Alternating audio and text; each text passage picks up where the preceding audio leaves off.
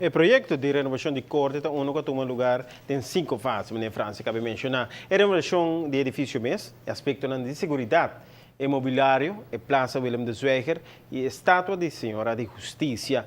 Agora o projeto chega a sua fase final e o resultado é uma roupa bonita, tanto de hora de dia, mas ainda hora de visita à noite.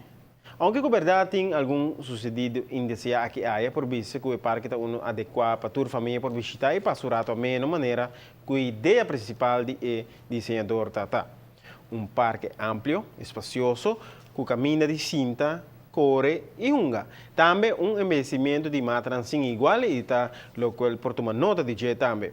Algum que queda conservar em combinação com mata nova para dar sombra necessária de hora de dia. E para o que está trata à noite, a iluminação do parque é arte ribosumês e que está dando realce a bonito projeto.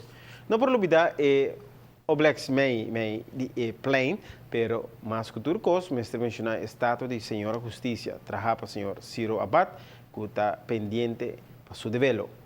Willem de Zweger estava também conhecido como Willem van Oranje, e ela vira Prins van Oranje na anos 1944 e está conhecido para estar fundador de Oranje Nassau. Willem de Zweger também estava o líder revolucionário de Holanda contra a Espanha, tempo já, que a conduzir na independência do país.